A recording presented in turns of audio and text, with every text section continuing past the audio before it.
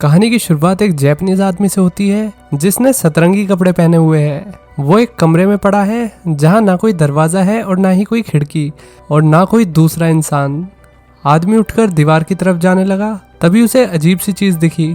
दीवार में से किसी ने आदमी की तरफ उंगली की। फिर इस बंदे ने कई बार उस शेप को टच किया, उसके साथ काफी खेला, फिर भी उसे कुछ नहीं मिला। जैसे इस बंदे ने उंगली को नीचे की तरफ दबाया, दीवार में से बहुत सारे बच्चे निकलकर ही करने लगे। आदमी बीच में खड़े होकर उन्हें देखने लगा।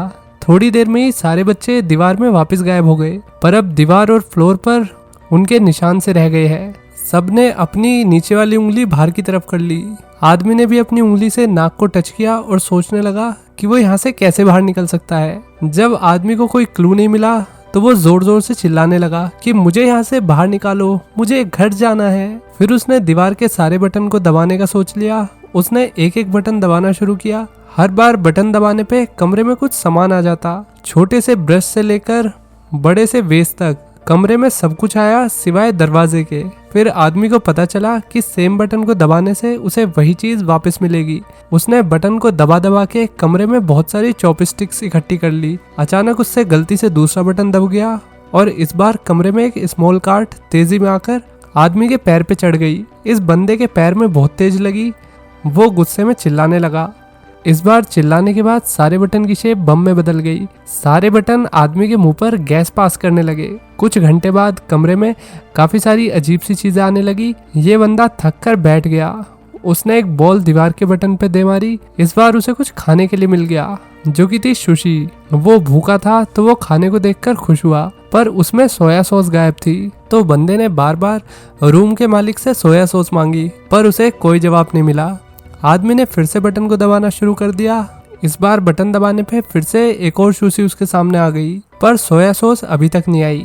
भूख से जान जाए पर साला स्वाद कम नहीं होना चाहिए। जब आदमी से भूख बर्दाश्त नहीं हुई तो उसने बिना सोया सॉस के ही खाना शुरू कर दिया। उसे सुशी बहुत टेस्टी लगी। उसने सारी सुशी खत्म कर दी। अब उसे और खानी थी तो उसने फिर से बटन दबाया। इस बार दीवार में से सोया सॉस निकल कर आ गई। अब बंदे को सोया सॉस देखकर गुस्सा आ गया, क्योंकि अब उसकी सुशी खत्म हो गई थी। तो सोया सॉस का क्या अचार डालेगा। उसने अलग अलग बटन दबाए। बंदे को 3D चश्मे मिले। जैसे उसने चश्मा पहना, दीवार पर लगे बटन के साथ आदमी को एक बेबी एंजल दिखा, जो उसी की तरफ इशारा कर रहा था। ये देखकर आदमी खुशी से झूम उठा कि मैंने जवाब ढूंढ लिया। उसने एक और बटन दबाया और कमरे की लाइटिंग रेड हो गई और काउंटडाउन शुरू हो गया।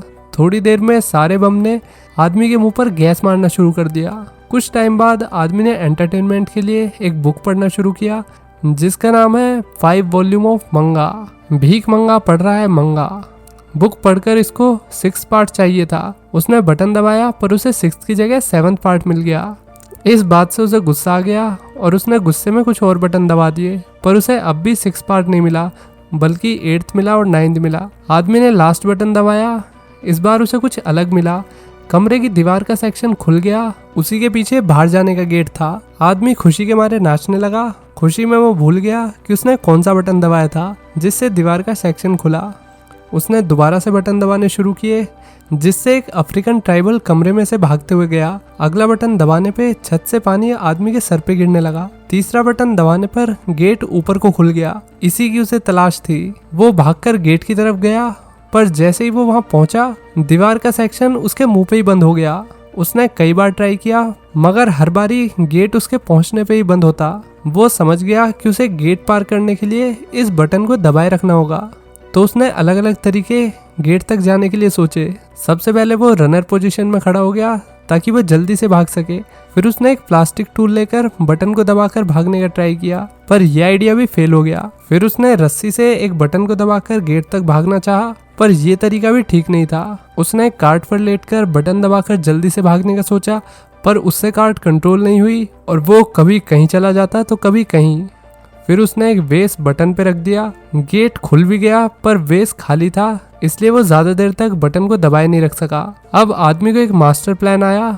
वेस को भारी बनाने के लिए उसे वेस में पानी भरना होगा। उसने बटन दबाकर पानी की बारिश कमरे में शुरू कर दी, मगर इससे वेस नहीं भरा, क्योंकि पानी सिर्फ उस पे गिर रहा था। उसकी लाख कोशिश पर भी पानी वेस में नहीं गया। इसके बाद आदमी ने वेस को सुशी से भर दिया, पर इस बार वेस इतना भारी हो गया कि वो खुद ही उसे नहीं उठा पा रहा। बंदे ने वेस खाली करने के लिए अपने हाथ उसके अंदर डाले, पर वेस का ऊपर का एरिया बहुत पतला था, इसलिए उससे सुशी बाहर नहीं निकली। अब उसके पास दूसरा कोई रास्ता नहीं था। उसने चॉपस्टिक से सुशी को एक एक करके वेस से निकालना शुरू कर दिया। काफी देर मेहनत करने के बाद वेस थोड़ा खाली हो गया।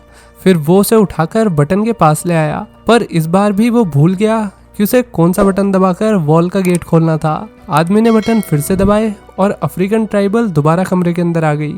इस बार दीवार से निकलते टाइम अफ्रीकन का पैर वेस से जा लगा, जिसकी वजह से वेस बीच में से ही टूट गया और उसके 2 टुकड़े हो गए। अब आदमी की उम्मीद बिल्कुल खत्म हो गई। वो जोर जोर से चिल्लाने लगा, मुझे यहाँ से बाहर निकालो, मुझे घर जाना है। सही बटन मिलने पे उसने बटन को सुशी से कवर कर दिया।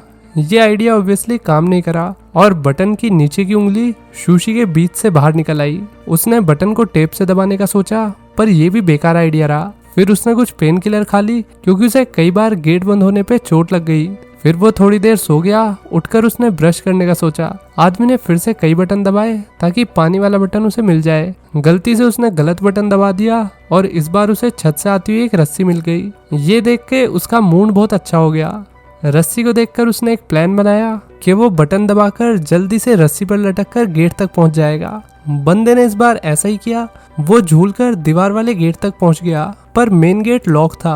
अब वो जल्दी से वापस कमरे की तरफ भागा। दीवार वाला हिस्सा बंद ही होने वाला था, पर उसने टाइम रहते उसे पार कर लिया और कमरे में आ गया। जल्दबाजी में उसकी एक बार फिर से गेट से टक्कर हो गई। आज तो ये भैया कमर ही तुड़वा के मानेगा। गुस्से में उसने दीवार पर लात मारी, एक बटन दब गया और एक चाबी दीवार से बाहर निकलकर कमरे में उड़ने लगी। अब उसके पास चाबी भी है और गेट भी, पर यह बेवड़ा भूल गया कि उसने कौन सा बटन दबाया जिससे उसे चाबी मिली और गेट खुला। आदमी ने पहले पैर से बटन दबाना शुरू किया, पर उसे कुछ नहीं मिला। इसके बाद उसने हाथ से बटन दबाए। अचानक एक कुत्ता दीवार से बाहर निकलकर उस पर भौंकने लगा। यही उसके साथ दूसरा बटन दबाने पे हुआ। तीसरा बटन दबाने पर उसे चाबी मिल गई। फिर उसने अपनी उंगली को बटन की तरफ रखा और पीछे की तरफ जाने लगा। उसने जमीन से एक सुशी उठाकर चाबी वाले बटन पर लगा दी। उसने जैसे ही वो बटन दबाया, फिर से कुत्ता बाहर निकलकर भौंकने लगा। मतलब उसने गलत बटन को मार्क कर दिया था। फिर ये बेवड़ा नीचे वाले बटन को दबाकर देखने लगा। इस बार उसने सही बटन पर सुशी लगाई और रस्सी पर लटककर बाकी बटन को दबाने का ट्राई करने लगा, पर वो एक साथ इतने बटन नहीं दबा सकता। गेमर थोड़ी है। अब वो थक के लेट गया। तभी उसे जमीन पर प्लंजर दिखा। इसके बाद आदमी ने प्लंजर लिया और रस्सी पर लटककर पहले चाबी वाला बटन दबाकर चाबी ली, फिर वॉल वाला बटन दबाकर उसे ऊपर कर दिया। फाइनली वो गेट तक आ गया। अब उसके हाथ में चाबी भी है और बिना टाइम वेस्ट किए हुए उसने चाबी गेट में लगाई और उसे खोलने लगा, मगर गेट नहीं खुला। यहाँ उसे पता चला कि गेट पे एक और लॉक लगा हुआ है, जिसे खोलने के लिए उसे 3 नंबर का पिन डालना होगा। बंदा जल्दी से कमरे में आने लगा। इस बार फिर से गेट उसकी कमर में जा लगा। मूवी के एंड तक ये पक्का नोरा फतेही बन जाएगा। गुस्से में उसने प्लंजर को सामने वाली दीवार में दे मारा। इस बार अफ्रीकन ट्राइबल फिर से कमरे में आ गई। इस बार उसने अफ्रीकन को ध्यान से देखा। उसके सर पे 3 नंबर लिखे हुए थे, मतलब शायद ये वही नंबर है जो पिन के तौर पे डालने हैं। फिर वो दोबारा रस्सी पे लटककर गेट तक आ गया। उसने पिन डालना शुरू किया और रस्सी पर झूलते हुए एक एक करके नंबर डाल दिए। ताला खुल गया और उसने गेट खोला। इतने में पीछे कमरे वाला गेट बंद हो गया। यहाँ उससे गेट नहीं खुल रहा। वहाँ जगह ही नहीं थी कि पूरा गेट खुल सके। आदमी बिल्कुल टूट गया और रोने लगा। वो सोचने लगा कि कैसे उसने बंद कमरे में मजे किए थे। वो खुश था। अब वो ऐसी बेकार जगह में बंद हो गया है जहाँ सही से बैठने की भी जगह नहीं है। जब वो बिल्कुल ढीला पड़ गया तो उसे अपने फेस पे कुछ हवा आती हुई महसूस हुई। इधर उधर देखने पे उसे सामने दीवार में क्रैक दिखा। आदमी ने सही से देखा तो स्लाइड वाला गेट खुल गया। फिर वो अजीब से फ्लोटिंग पिच ब्लैक एरिया पर भागने लगा। वो भागता गया, पर रास्ता खत्म होने का नाम ही नहीं ले रहा। आखिर में जब वो फाइनली एक कमरे में आ गया, तब तक उसके बाल बहुत बड़े हो चुके थे और कपड़े का कलर भी बिल्कुल फीका पड़ गया। ये रूम भी बिल्कुल खाली था। इसमें भी ना दरवाजे थे और ना ही खिड़की, और यहाँ बच्चे एंजल की जगह अडल्ट एंजल दीवारों पे थे। आदमी के आते ही सारे अडल्ट दीवार के अंदर हो गए। अब बस दीवार पर फिर से कुछ बटन रह गए। इस फेज को प्रैक्टिस का नाम दिया गया। यहाँ मैक्सिको में एंटोनियो की फैमिली परेशान हो रही है, क्योंकि उनका बाप, जो कि एक एस्कारगोट मैन है, वो कुछ ज्यादा ही परेशान होने लगा। उसकी बीवी को लग रहा था कि ऐसा इसलिए हो रहा है क्योंकि आदमी का अपोनेंट उससे जवान है, पर आदमी के बाप का कहना था कि जवान और बूढ़े से कोई फर्क नहीं पड़ता, आपको लड़ाई का एक्सपीरियंस होना चाहिए। एस्कारगोट मैन की बहन कैरेन उसे रेसलिंग के लिए कार में बैठा कर ले गई ताकि पहले आकर एस्कारगोट कपड़े वपड़े पहनकर प्रे कर ले। स्कूल में एंटोनियो के क्लासमेट्स उसे बुली करने लगे क्योंकि उसने एस्कारगोट के जीतने पर शर्त लगाई है, पर उसके क्लासमेट कहने लगे कि तुम्हारा बाप हारेगा। मैच शुरू होने वाला है। कैरेन अपने बाप और एंटोनियो जो कि उसका भतीजा है उसे एक्शन दिखाने के लिए फाइट क्लब ले आई। एंटोनियो और उसके दादा को पीछे की सीट मिल गई। रिंग में सबसे पहले नॉर्थर्न टफ वंस के बंदे आ गए। इनका नाम है सुपर डीमन और टकीला जो। फिर एस्कारगोट और उसका पार्टनर सिल्वर ईगल रिंग में आए। सिल्वर ईगल ने पहली फाइट करी, वो बहुत अच्छे से लड़ा, पर जल्दी उसे नॉर्थर्न टफ टीम ने ओवरपावर कर लिया। फिर दोनों ने लड़ाई के लिए एस्कारगोट को रिंग में बुलाया, पर एस्कारगोट ने रिंग में आने से मना कर दिया। सुपर डीमन और टकीला ने सिल्वर ईगल को बहुत मारा। थोड़ी देर में उन्होंने एस्कारगोट को भी मारना शुरू कर दिया, और जैसे ही टकीला एस्कारगोट को कुर्सी से मारने लगा, इधर आदमी ने एक बटन दबा दिया जिसकी वजह से एस्कारगोट मान की गर्दन लंबी हो गई और उसने अपने दोनों अपोनेंट को हरा दिया। रूम में कुछ नहीं हो रहा था। आदमी इधर उधर देखने लगा। फिर उसने दोबारा एक बटन दबाया। इससे एस्कारगोट मैन ने सिल्वर ईगल के सर पे अपना सर देकर मारा। रेफरी एंटोनियो सब उसे देखने लगे। आदमी को कोई रिजल्ट नहीं मिल रहा तो वो बटन को दबाता रहा। फिर उसने दूसरा बटन दबाया जिसकी वजह से लॉस एंजलिस में हो रहे एक कॉन्सर्ट में सिंगर ने मुंह से बड़ी तेज आग निकाली। अगले बटन से एक रशियन जादूगर अपनी असिस्टेंट को गायब कर रहा था, पर उससे लड़की गायब नहीं हुई। तीसरे बटन से एक चाइना के बंदे पर उसी का कुत्ता भौंकने लगा। आदमी ने अब हार मान ली और वो जाने लगा। तभी उसे ऊपर से कुछ लाइट आती हुई दिखी। ऊपर एंजल्स हवा में उड़ रहे थे। आदमी ने कुछ नया करने का सोचा। वो इस बार बटन को दबाने की जगह उन्हें पकड़कर दीवार पे चढ़ने लगा। जैसे जैसे वो ऊपर बटन को टच करते हुए बढ़ा, धरती पर कुछ अलग अलग चीजें होने लगी। कहीं नए फूल खिले तो कहीं बर्फ पड़ने लगी तो कहीं कुछ हाथियों की मौत हो गई। जितना ऊपर आदमी आता गया चीजें उतनी कॉम्प्लेक्स होती गई।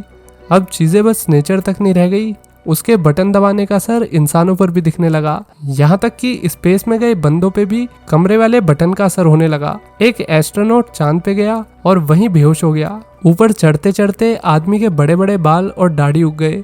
अब वो एंजल की तरह बिना बटन पकड़े हवा में उड़ सकता है। उसे अपने सारे एक्सपीरियंसेस याद आने लगे जो भी उसे बंद कमरे में मिले थे। फिर उसने गॉड के बदले ह्यूमैनिटी को चुना और वो हवा में उड़ते उड़ते और ऊपर आ गया। यहाँ चारों तरफ पंख उड़ रहे हैं। आखिर में वो एक ऐसे कमरे में आ गया जहाँ दीवार पे कॉन्टिनेंट्स बने हुए हैं। इस फेज को फ्यूचर का नाम दिया गया और इसी के साथ ये कहानी यहीं खत्म हो जाती है। तो दोस्तों, ये अजीबोगरीब कहानी कैसी लगी आपको?